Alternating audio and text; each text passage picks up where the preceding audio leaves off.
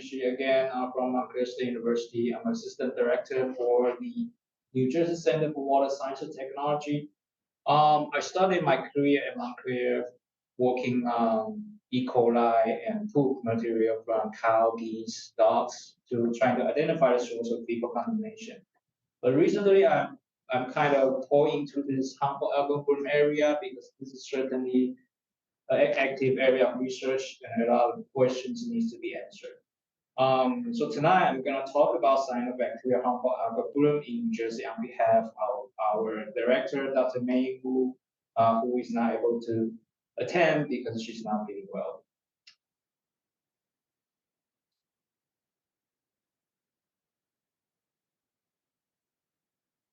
Okay, good. So just a little bit basic information about cyanobacteria. It's naturally occurring and widely distributed across both aquatic and terrestrial environments. It has beneficial roles, including acting as a food source for other organisms, such as zooplankton. And it can produce oxygen by photosynthesis because it has chlorophyll organ pigment. And some types of cyanobacteria can also fix nitrogen. It has unique characteristics, include resting dormant stages. So like once it's under harsh condition like winter, it can stay dormant.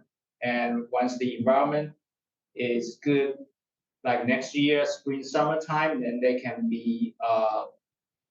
can start replicating. It has this buoyancy control so that they can move up and down through the water column. Like in a hot day, hot summer, in the afternoon, it can move up to the top of water column and start photosynthesizing and produce oxygen. So it has some beneficial roles. Not like we heard from the news, or harmful algal bloom is bad because cyanobacteria. If it's not that abundant, then it's a good indicator of water quality and plays beneficial roles in the ecosystem. So what are the factors that can promote cyanobacteria growth? They can grow and accumulate into harmful HCB, which means harmful cyanobloom. So in the presentation, there are terms that can be used a lot. So once you can hear like harmful algal bloom or cyanobacteria harmful algal bloom or harmful cyanobacteria bloom, that basically means the same thing, that cyanobacteria is grow to a level that can affect. It's too much. Basically, it's too many to be beneficial. So it can actually be harmful if it's too many cell counts. So they can grow because of certain environmental conditions, like increase in nutrients such as phosphorus and nitrogen. So it's good for the protein and DNA in the cell so they can replicate. An increase in temperatures, just like human, they all like warm temperatures, so they're happy to replicate. And hydrological stability, stratification, slow flow, reduce turbulence, so the conditions in favor for the growth because of stable waters. Like for example, stratification, like in the summer, in the afternoon times, the water on the top layer is actually warm, so that's density compared to the water on the bottom. That's more dense. There's higher density. So this situation will actually inhibit the mixture of water column. So they tend to stay on the top of the water column. So that's the term called stratification. Once that happens, they'll stay there like for a longer period of time. And if the condition is good, for example, there's a lot of nutrients, phosphorus, nitrogen, then they can certainly grow exponentially. So in recent years, we definitely see the effect of climate change, right? So higher temperatures.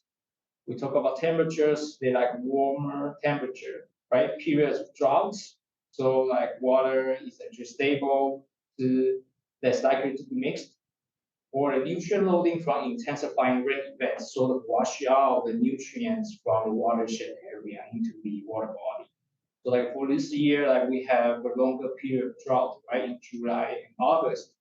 But in September, then there's a storm coming, right? A certain huge, intense rainfall event can sort of wash out all the nutrients from the watershed. So they certainly provide a good condition for cyanobacteria to grow.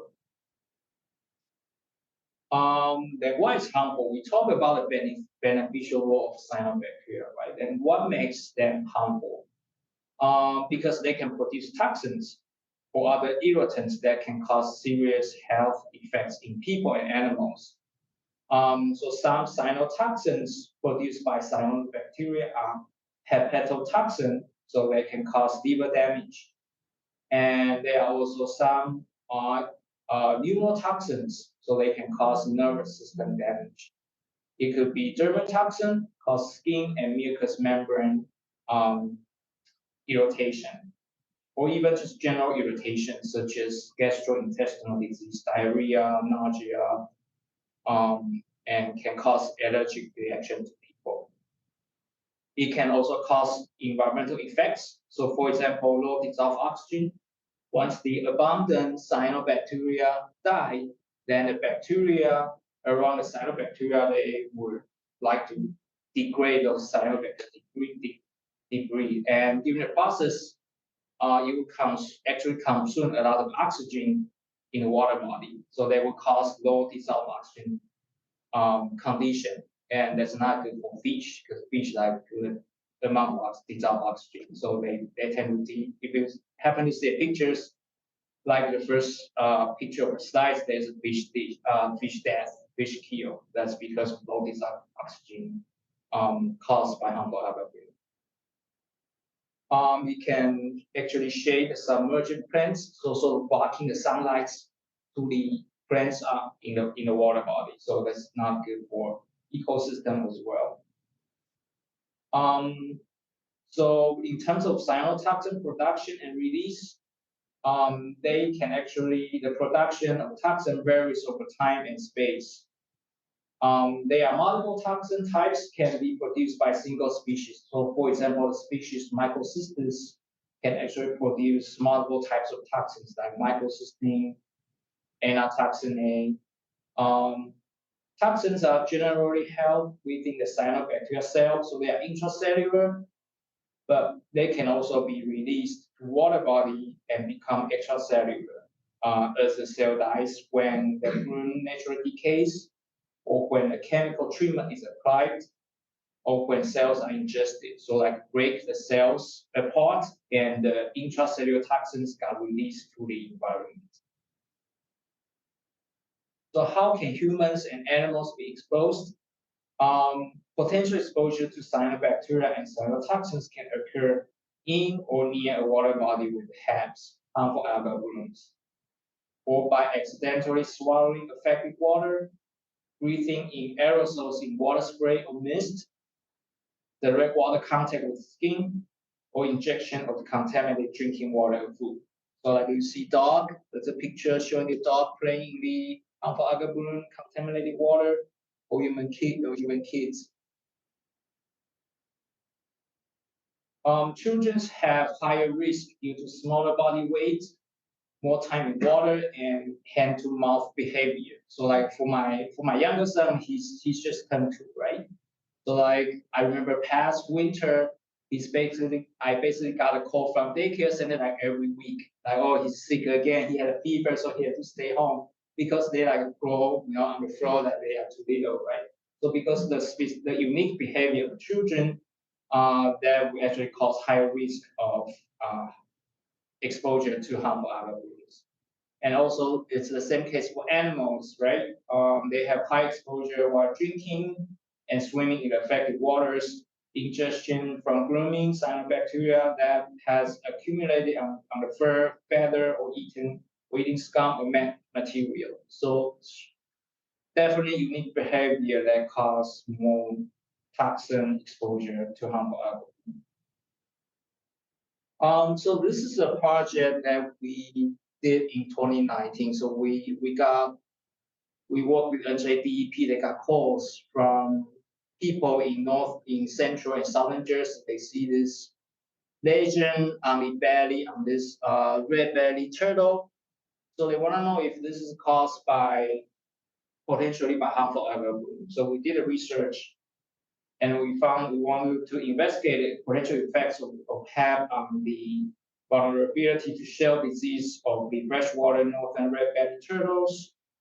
So basically, we took samples from the lake where the red-bellied turtles are seen, and also the sample from the legend and the around area. So we tested both cyanobacteria, both cell count and majorly cyanotoxins.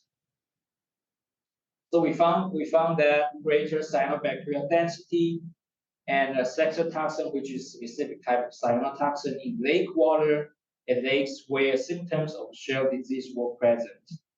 We also found greater cyanobacterial density and saxitoxins on turtles with shell disease. So that indicates that HAP may increase the vulnerability to shell disease for northern red-bellied turtles. So if you see anything turtle with symptom like this, please contact. I have his email here, Brian Zarati from NJDEP. I know this is more towards central and southern Jersey, so I don't know if you see this in this part of Jersey. Would you have to turn it over to see it? Like pick it on the, they're gonna be, how else would you see it? If they actually die, then you're gonna see it.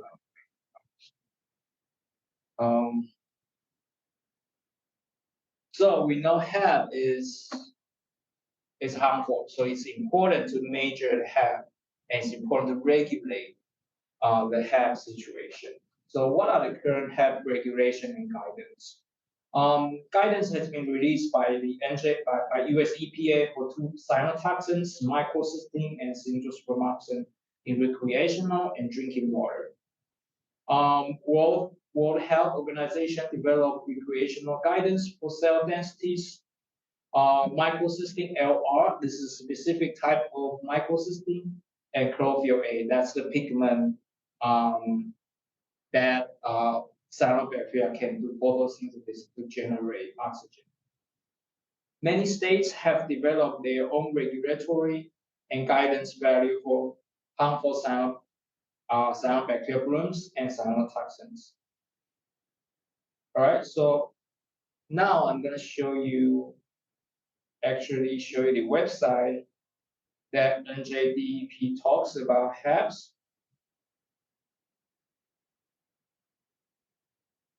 So if you Google NJDEP HABs, I think this is the first page you'll see. And then actually I'm going to show you some pictures.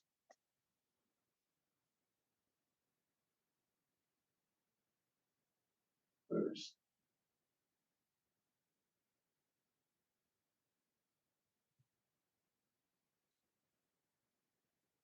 When these get treated, does it kill off the whole bloom?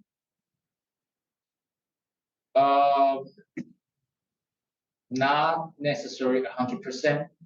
So like I mentioned, there's like they have a specific mechanism they can stay dormant. So if the environment is not, if it's in harsh condition, then they can stay dormant and until next, for example, until the condition is this treated by chemicals? Some people use alum to sort of absorb the phosphorus, which is nutrient for alum. ALUM. ALUM. Alum. Yeah. Some people use alum, but it's not 100%. Yeah, because doesn't alum just maybe precipitate out? Yeah, like sink to the bottom. Yeah, well, the idea of alum is to absorb the phosphorus, right? And the phosphorus is a nutrient for the cyanobacteria. So if that's nutrient in the water body, then they have less chance to grow exponentially. But the idea is that it's just one time, right? Like next time, if you have, think about a watershed, right? You still have nutrient on other part of watershed, and the next big storm event comes, then those get washed out to the water body again. And the environment is good. When the condition is good, then they certainly will take off again.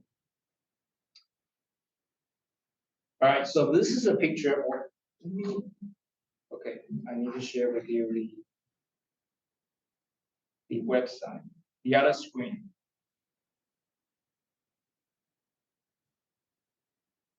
Okay. So if you Google harmful algal bloom NJBEP, and I think this is the first page. And it has a lot of information about HABs. So this is just a quick picture. Or I'm gonna show you more pictures during my presentation, but this is just a quick picture showing that what HAB would look like. So if you walk by a lake or reservoir and you see like heavy green scum, then that's likely HAB. And there's a way that you can report the case. So you go back to, or you go to this website, and there's a report HAB section. Basically, you click it, then you can provide information, for example, dates, date. You can find out the location, specify which lake or reservoir, name of lake, pond, stream, river, and where in the water body. Is it shoreline? Is it main body, or both? The street address, municipality, county. So it has different pictures that you can actually match. So it's more like pea soup, right? It's like green soup, or like you see the spill paint like, or it's like street stretch, kind of a parallel to the shoreline, or like green dot, like you see it's not really clear, but you can see those green dots on the water body, or like green foam. So which color is more similar to what you observe? Size is small, localized, widespread. Unknown. Is there any bathroom beach? Because this is important to, I'm gonna talk about the criteria later where they decide to close the beach. So it's important to know if the water body has any beach close by. Is the water supply, like in the reservoir? Is there public access? Is any people, animals sick? If you have any comments, you can even upload some photos and your information. So this is a way that you can report HAB to the state agency. And is that mainly for keeping track, or do they dispatch someone? They would, if they see the pictures, then if it's really heavy, right, very serious, then they will actually send someone. Another source that I like is the interactive mapping system. All right, so for example, like I would like to know where's the closest water body you have here? Like, Algal Lake? All right, we can actually see if there's any HAB reporting at that lake. All right, I can do, how do you spell that? Do Speedwell Lake. It's gotta be one. Well, Speedwell. Speedwell, yeah. Yeah. all right. Do the one in New Jersey. See, if there's There's a lot one of- which there's a is, lot of- Lake, See, Treatment Lake? all right, more Yeah, there time, it is. all right, let's see. Do it. anyways, It's clear, so that means nothing. Nothing reported. I found one here. Let's see what I was gonna say, I know Highland Lakes, was treating it for last year. All right, let's go Highland Lakes. Of it burning. Highland Lake, Burning. New Jersey.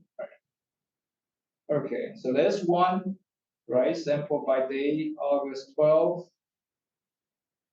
There's one here. Click the dots. It gives you the HAB alert here. I'm gonna talk about this in a minute, but it's in the advisory. That means if there's any bathing beach, then that has to be closed. All right. It has. are you swimming there, Dennis, to kick you out? What? You're not No, swimming actually, there? we don't swim there, we swim the other way. So you have some bunch of measurements, elbow ID. from a cell count. So it's actually, well, this is actually pretty high. We have cell count in like 1 million, right? 1.5 million. That's why, yeah. And so they would take, so so somebody reported, right? Somebody must have seen the pea soup or whatever like that. They reported, and NJDP would send someone to collect sample. So they took a sample back to the lab. They look the water sample on the scope, and they find out that the dominant taxa of the Cyanobacteria is it's dolichospermum. So this is the one major taxa we found So on the if this, microscope. so if it was treated and it's dormant or whatever it was, does it get off the list? Like on here, Yeah, no, it will stay because It will this stay is there this forever? because somebody reported it, right? So it will Okay. stay here. This is as a like dashboard to it's for the head reporting system. So they will stay here. But it has a date on it, so. Yeah, yeah. So they can do, for example, if they treat it right, so Yeah. it has we will have for another day, then like you guys can do another sampling, see if it actually improves. So for example, we know that the cell count was 1.5 million at this August 12th specific date, right? If like next week you did some sort of treatment, then you can do a comparison. See if the cell count actually improves, right? Let's see what else they did. So they identified the major cyanobacterial taxa. So they measure the toxin. So microcystin is 0.23. That's not too high as well. So they have photos. It is green like. but they don't, Piece of but they land. don't tell how it was treated, right? It's not documented what they. No, this is just like monitoring. They don't. It's not necessarily how people treat it. All right. And there seems to be another one right here. This is a watch, so it's not as serious as the advisory. But it's the same lake, it's just. It's the same day, it's just different location. So this is actually the same day, right? It's also August 12th. So you can see that even in the same day, like just different locations, then you will see different phenomena of heads. The cell count you see is down from like 1.5 million to like 33,000. The major taxa are still the Ricospermum. Toxin is 0.15, so it's a little bit less than the other location.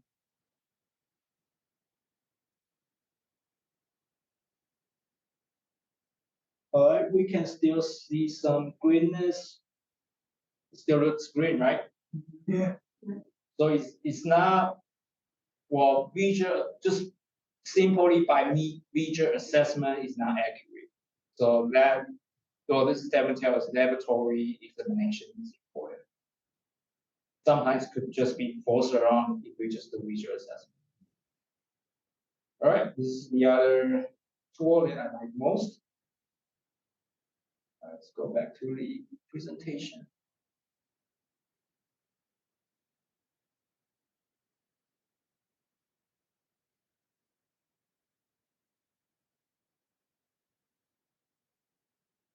Sure. Okay.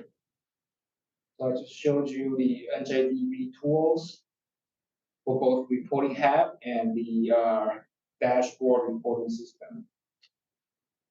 I'm gonna talk a little bit about the criteria, like how NJDP used to category the seriousness of algal.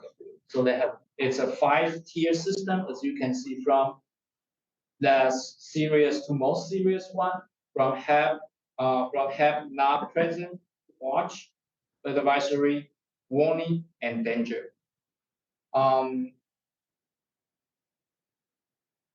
So if you report have by uploading a picture, and then some people from NJDP, they see a picture, they think, oh, it's maybe a HAP issue, but it's not been confirmed yet, right? Just that's simply by visual assessment. And in this stage, that is called suspected HAP, then it could place the it could classify the lake as a wash, right? But they need to send somebody to get a sample and then get tested. So they use both cell count and toxin labels. If cell count is between 20 to 80,000, then it's still a wash. But if it turns out the cell count is greater than 80,000, then it's the next tier, that's the advisory label. If the water body is classified as advisory, then the public bathing beach needs to be closed, as we can see here. Right, public bathing beach closed if it's in that advisory label. If they tested toxin, they found out that toxin label microcystics is greater than 20 microgram per liter, then it's the warning tier, right? The bathing beach, I forgot to mention, if it's still advisory, the beach itself, public bathing beach needs to be closed, but the whole water body is still open, so people can still recreate, like can do secondary recreation, kayaking, boating, and avoid primary contact recreation. If it's in that warming tier, right? The secondary contact is not recommended anymore because it has higher toxin level and has certainly a greater amount of risk. If it's in that danger tier, right, toxin is greater than 2,000 microgram per liter. Then you would like to see possible closure of the whole water body because the toxin level is just too high. So NJDP used this 5-tier system to classify the seriousness of harmful algal bloom in the water body. And they will also post a sign like this. So this is an advisory.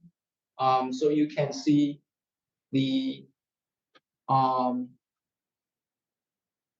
primary recreation like swimming, wading into a river is not recommended. An animal is not recommended to play in the water. The water is not drinkable. It's not recommended. Don't eat fish, but you can still do secondary recreation with caution, such as kayaking, boating, and fishing. This is warning. This is advisory. All right, so I'm gonna show you some pictures that we took for harmful algal bloom. So this is French Brook Park in June 2011. You see that green scum. You want to give a slide deck, so we can do this. Oh, sorry. Gotta do that. Yep, thank you. This is Middlesex Reservoir, September 2015. Orange Reservoir, September 2017. You see the streaks parallel to the shoreline, right? So this reservoir, this is for drinking water, right? Yeah, that's a drinking water reservoir. So what did they do to, Mitigate. yeah, to treat it so that you could drink it? They would, well, it's still a normal drinking water process. So the water has to be treated anyway, Right, right? In order for people to be able to drink. So they would treat the water throughout the normal process. But I believe if it's a situation like this, it has like high amount of biomass, right? It will certainly increase the amount of disinfectant, for example, to treat those organic carbon. So it will certainly, in a situation like this, they will certainly increase their operation cost no, because they need more chemicals. no, just out of curiosity, if you were to take a sample of that water, Yeah. filter it out, is the water clean? Is the problem just the algae? It's both algae and toxin. So if you do a filtration, right, the algae biomass itself can be cleaned out, but you Okay, still have toxins dissolved in the water. okay, So that's another thing they need to remove. Well, they must have more advanced system, like, well, that's the normal drinking water treatment process like remote osmosis, purification, that kind of thing to clean out the water. And they tested, I think they normally they tested regularly the toxin, the cyanotoxin in the finished water, right? So that it won't be toxic to people. People can drink it. Does disinfectant handle toxins or not? That's a good question. I don't think so. I don't think they're alive. Yeah, the disinfectant is gonna kill the I think algae, but the it would, what's dissolved, you're gonna have to have something to yeah, precipitate it it would out. depend on the type of disinfectant. Chlorine, or there are other like ammonium, Yeah, but that might oxidize the, oxidized, yeah, yeah. that would oxidize it. And we use sodium hypochlorite. Bleach. That's So it's disinfectant. maybe, But it's No, aqua- But that's it might. it's aqua for water. It might, because like in the lab, when we finish testing the toxin, the way to treat the waste is to just add bleach. So in this case, it might just degrade the mycotoxins. The autoclave is not actually good to break the toxin, because the toxin, the structure is actually pretty stable, and they can stand higher temperature. So if just autoclave is not good enough, you need to use more like oxidizing agent like bleach. So this is Orange Reservoir. This is Green Lake. September 2019. That's the year they sort of closed the whole lake. Well, it's not, according to NJDEP, it's not close the lake. They closed the bathing beach, not really the whole lake. But for some reason, well, this made to the news, right? And make a big public outcry, and people think, oh, this is the whole lake is being closed. So it's certainly not good for local economy, because that's also the season. That's what happened. It's like a backfire, too, right? Like the regular outcome. So that all happened in the same year. Yeah. So this is, I was just talking about, right? This big harmful algal bloom events made to the news in 2019. So they caused local economic loss due to the harmful algal bloom events. So drinking water is also affected, not just Green Lake recreational water, right? This is Malaspong Reservoir. We also see that from the news. That's it, Hackettstown, right? What's that? It's Hackettstown. That's Sure, that's Middlesex Ocean. All right, so now it's a little bit more like biology based. So like basically when we took samples from the lake, we like to look those samples under microscope. So this is what you would see under microscope. They are basically comes with different shapes, size, and colors. In your lake, this is what you will see from the lake, right? You see a dots, form, strikes, scum, and strikes.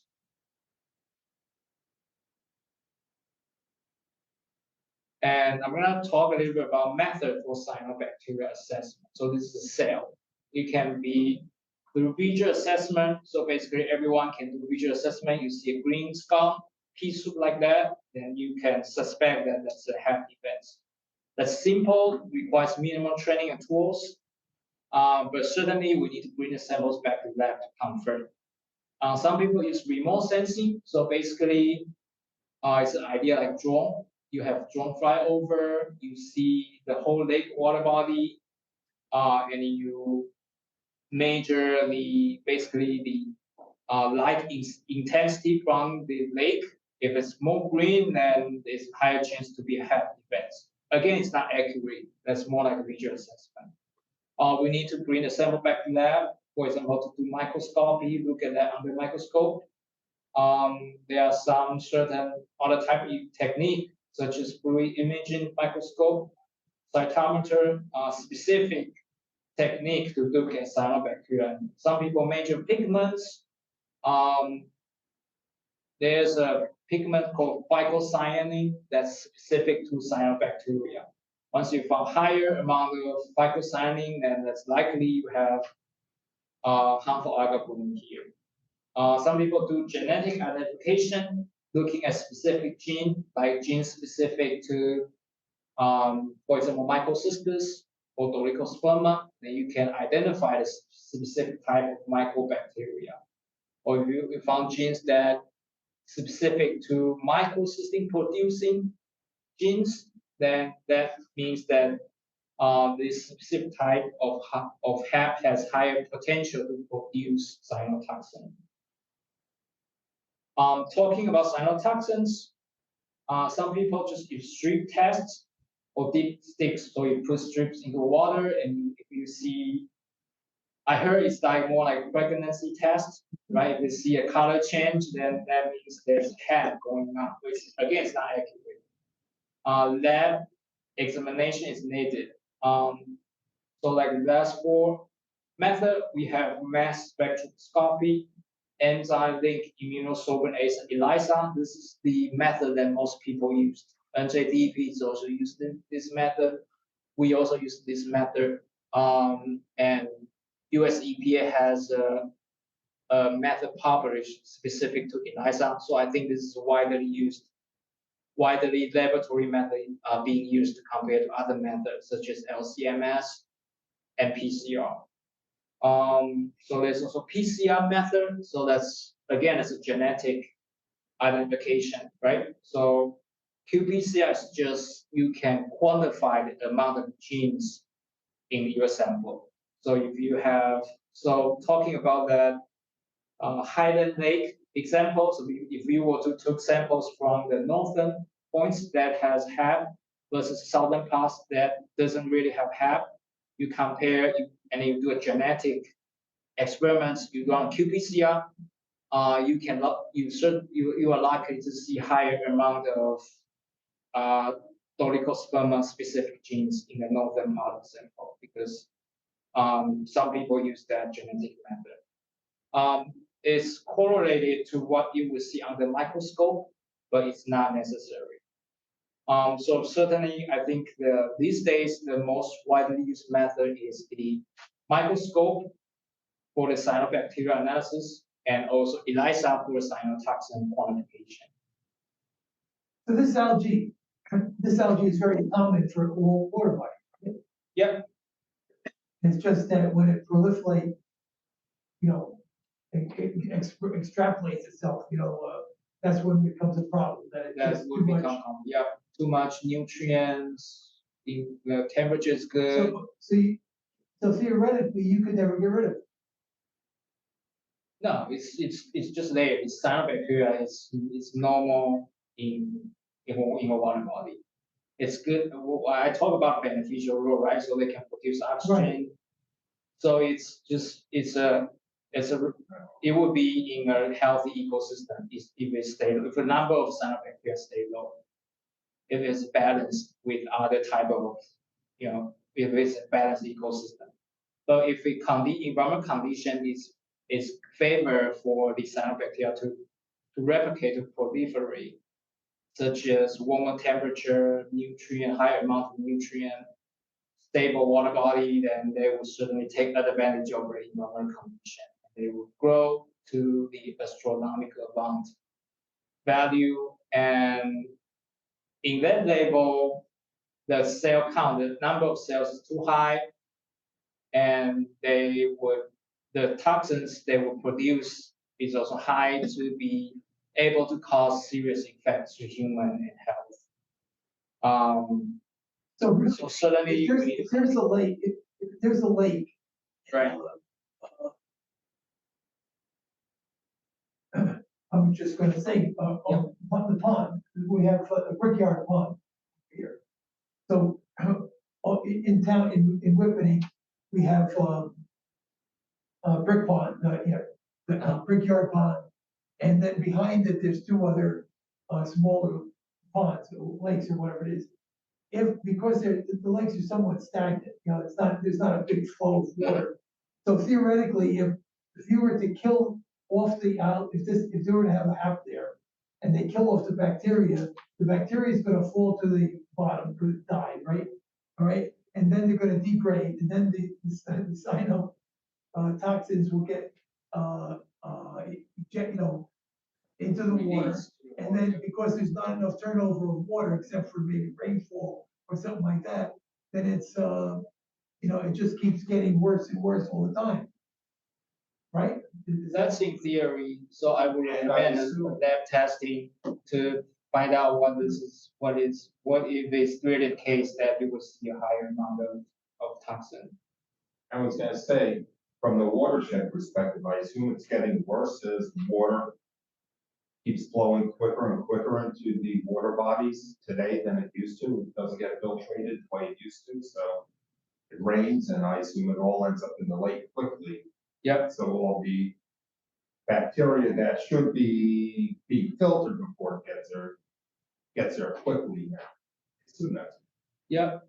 So that's why when we go out for sampling, we not only we tested cyanobacteria or toxin itself, we also do like other parameters, nutrients, temperature, conductivity, that kind of thing, turbidity.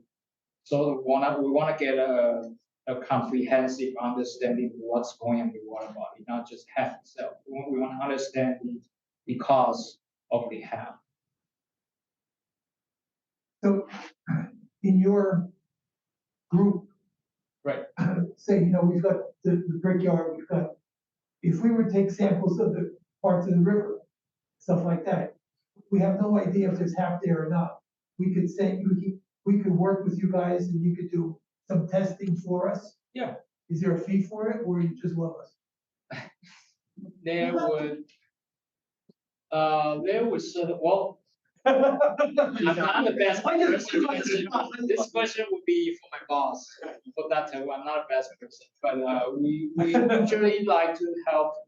We have project with Montclair Watershed Association, so we work together on their. So they have like bacteria TMDL, so we work with them for their. We have a project to monitoring and identify the source of fecal contamination. So we like to work with watershed groups. I know my boss usually provide, if there's a fee, then she will provide a reduced fee for the watershed folks, if we are a nonprofit organization. So we like to work with people, and certainly this is affect everyone. This is not the topic that we like to do research only in the lab, right? This is a real world problem, and we like to be able to contribute our part.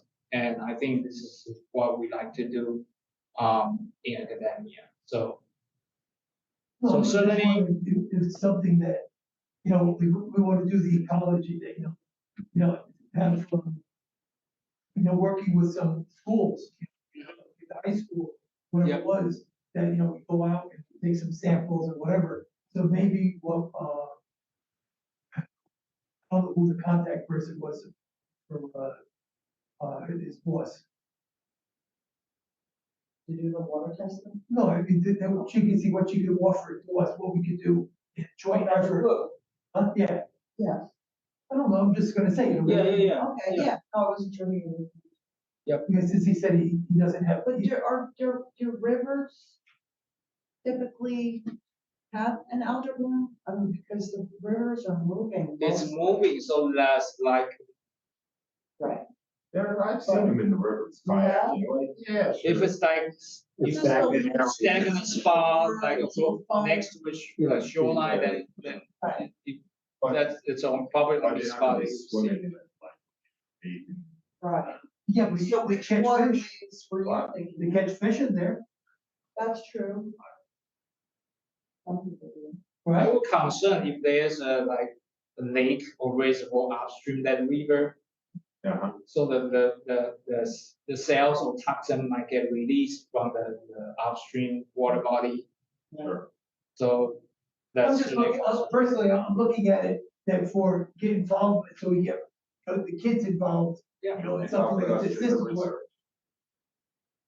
maybe we could, come up with some kind of a joint. Yeah, we work with, this is Greenwood Lake, so every fall, we would actually have students, we will bring students go there, so we have a trip along the lake, and we would actually get samples, so students can learn the fieldwork experience, right? What we're talking Yeah, about. but we have it in town, in Hanover Township, we have it with the Brickyard Pond and the two ponds behind it. We do have, lakes like that, here in Yeah, we town. got plenty of that. Talk about it later. All right, so let me, this is almost done. There it is. There you go, the traveling lab. Yeah, That that's was the next interesting. one. Look what he has to offer us. This is fantastic. Yeah, we're All right, gonna. we're gonna talk about this first. This is the 12 major cyanobacterial taxa we found in basically the state of New Jersey. So we did, I forgot how many, I think it's 150 something water bodies across New Jersey. So we took samples from each individual lakes, reservoirs, water body. And we found out these 12 taxa are the major cyanobacteria. I'm not good at pronunciation, so I just leave it for now. All right, I know you guys are excited about this. So this is traveling hat that we recently received from the details are still to be finalized, but the idea is that we like to do education outreach events. We would like to go to like events like tonight, right? The Watershed group meeting, schools or class. So sort of to let more people learn about HAB, and then students, people can learn more about HAB. The other part of the project is to work with Watershed Group to provide training so they can use the training we provide to train their own citizen scientists. So that's the other part. As I said, the details are still to be finalized. We would like to announce this in spring 2023. Well, I So tell stay you, tuned. you saying that this is totally amazing. Yeah, the same thing, I'm thinking the same thing. April 22nd, 2023, we're gonna have an Earth Day event Okay. in town. This would be a perfect time for you to bring the thing out. We have the river behind there, and if it's necessary, we can go over to Brick Pond. Is this going to be our first Earth Day event with you guys? Because in the past no, we did a couple. We did, this earliest year did the BioBlitz. That's where we met. The BioBlitz Oh. event that we did. Melissa, right? Melissa or Addie. Yeah, they came from, Yeah. That's cool. Yes, but Yeah, we've never done Earth. No, we've never done an Earth Day event, but this concept would really be perfect at this event because we're trying to Yeah, I attract. can see some pictures that we do students. Well, this is Yes. actually teachers. So basically we provide training for teachers, like environmental education, so they can educate their students, Oh. right? So kids get to use the microscope. This is a little one, so it's like a toy, but it actually has a function itself. And we go to conferences. I think this is class that we actually go to teach, right? And this is just outreach event. This is at our school. So they Jen, have like next year- open house. we'll have your picture up there by the microscope. Yeah, we want a kid, my kids, not me, you all want. All right, so I'm gonna bring you to our website. I got a question. Yeah, What's Passaic River Institute? What is that? oh, this is our old name. So like until 2019, so we changed our name to the New Jersey Center for Water Science Technology. Because we used to work a lot of projects at Passaic River. But now we found that we kind of expand, not just Passaic River, not just northern Jersey, right? Kind of expand to central or southern Jersey. So we decided to rename ourselves as New Jersey Center for Water Science Technology to actually reflect the Okay. geographic location that we have work. No, because I was just wondering how, we could change the name to Whippany Rivers. Uh, We used to be heavily research based, so we would work, like we would apply funding, right, and doing research, we get sample from, let's say, we raise. But later on, we got funding from other agencies doing more sort of outreach events. So suddenly we would like to go out, meet people, to talk to kids, Mhm. so they can learn more, doing more environmental education. No, but seriously, if you could mention it to, your boss, our April 22nd. We're Yeah, still, yeah, we're still sure. in the, Planning space. design, the planning design phase. All right, let me. We already have history with them anyway, so they can certainly. Wait, usually when they say history, it's not good. With me, it's a positive. So perhaps more of an issue in like warmer areas, let's say in the United States, and it wasn't an issue here. Now climate change and let's say stormwater management's been harming it and causing it to happen more here, but there's been experience, let's say in Georgia forever.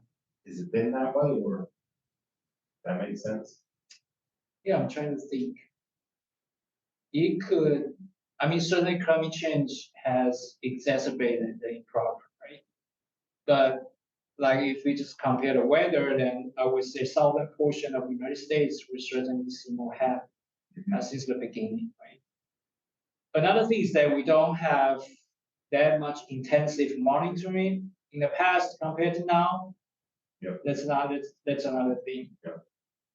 Yeah, I'll be honest with you, I've gone to lake, I've seen that, the green algae all over the place, right? But nobody ever paid attention to it. But I think right You're now, saying it's normal. yeah, but right now, I think what's happening is that because, like this past year, it's a shortage of water, rainwater, et cetera, the lakes are becoming more stagnant, okay? There's more, it's getting warmer, it's perfect for them to proliferate, to grow, and then when the rainwater comes, there's not enough for it to wash any, floating stuff away, and it just gets, it just keeps compounding itself. All right, I'm gonna showcase a little bit about our website. So if you Google New Jersey Center for Water Science and Technology or just NJQuest, NJCWST, and this is the first page, and we have a New Jersey Phytoplankton Lab. So we actually put out together information for freshwater cyanobacteria of New Jersey. Then there's these are the major taxa that we found. There's a visual guide, right? And then you can see pictures, this is pictures under microscope of different kind of cyanobacteria. Are the bacteria some worse than others? Or no, like it's just They're all the same. the same, yeah.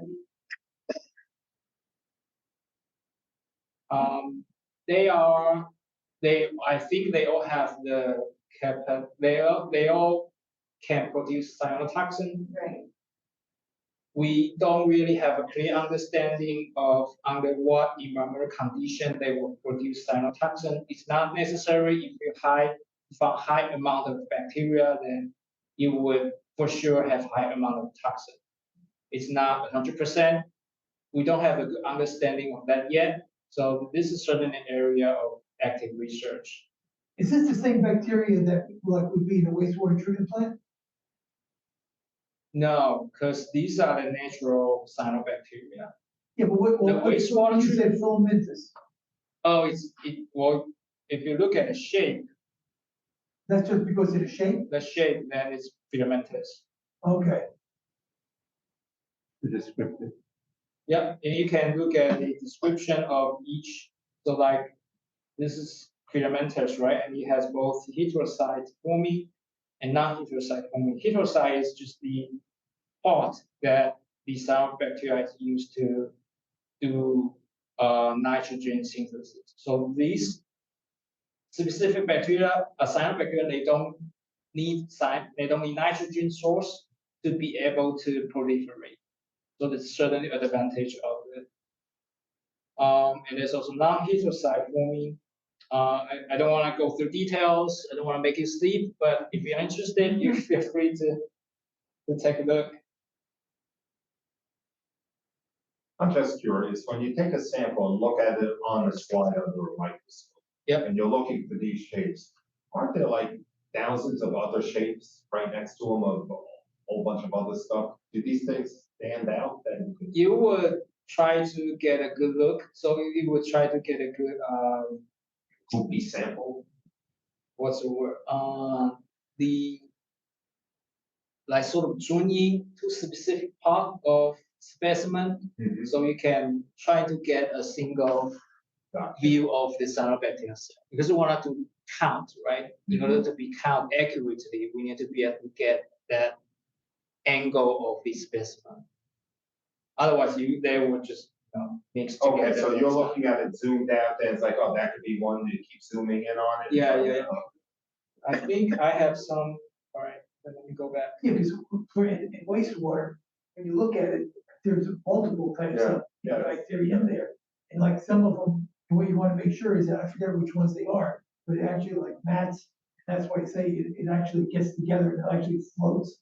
And it won't be able to, you can't get it out to, the separation tanks, something like that. So you want to make sure that you have the right, blend of bacteria, whatever. Recipe. Yeah. Well, on the website, I'm gonna just quickly walk through what we have in our center. So we used to be Pacific River Institute. This is just sort of like archive web page talking more about history. But we have, well, this is, you guys might be interested in water analysis laboratory. This is actually myself. 6 or 5 years ago when I was younger. But Yeah, that's what I was gonna say, yeah. so we offer certified analysis. So these parameters are actually NJDEP certified. So we have to do this annual proficiency testing to maintain our certification. So we are certified for toxins, cyanotoxins, and other parameters that I mentioned before, like E. coli, turbidity, and pH. We also offer other methods that are not certified. So like head-related, we have phytoplankton identification, cyanobacteria identification, toxins. We can do genetic analysis. We can measure pigment, chlorophyll A, phycocyanin.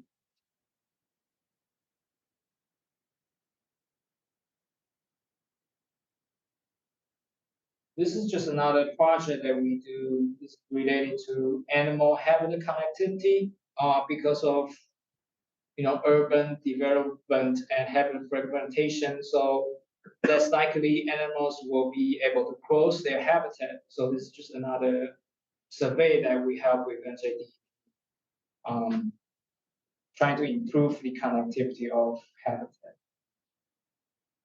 All right, let me go back. 3 slides. Does it work? Okay. So, is that, all right, excuse me, but is that like with bears? I mean, I don't know what kind of habitat.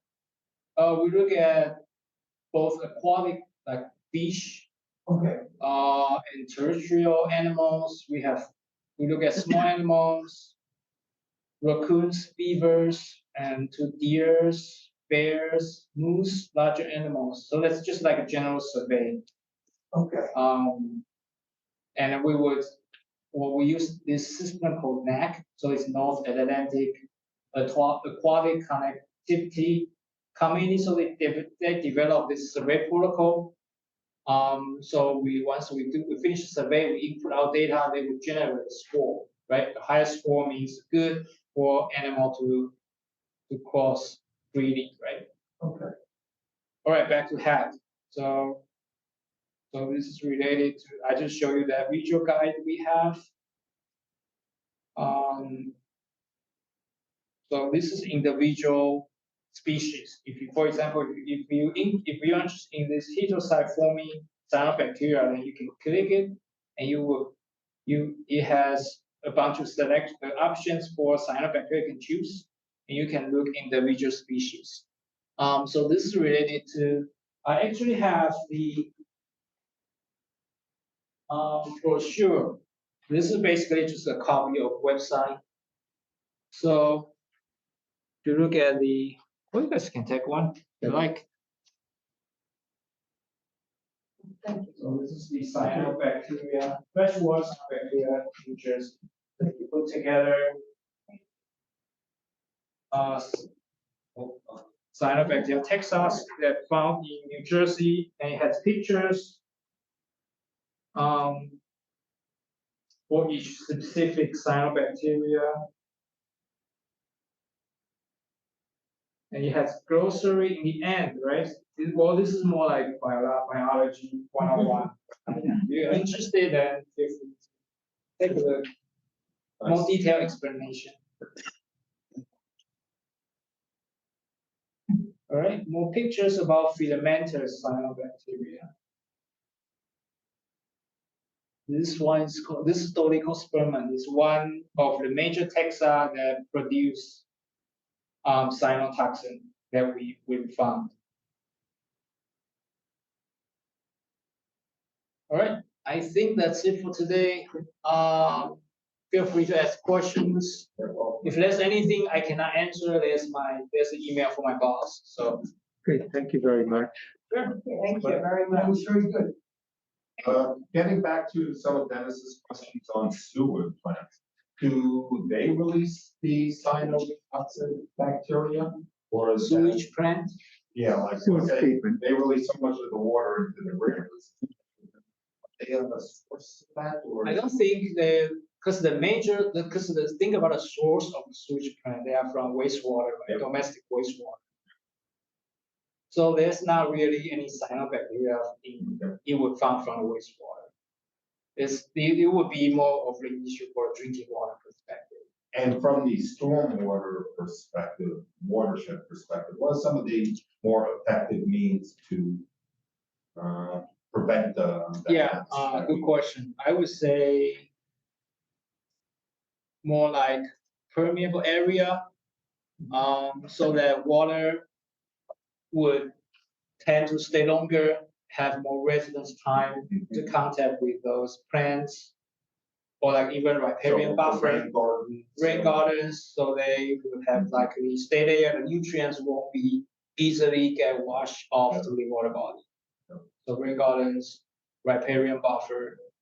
How about Yeah, the we should- use of things like wood chips and or compost around lakes? Do you see that as something that helps with that? With these,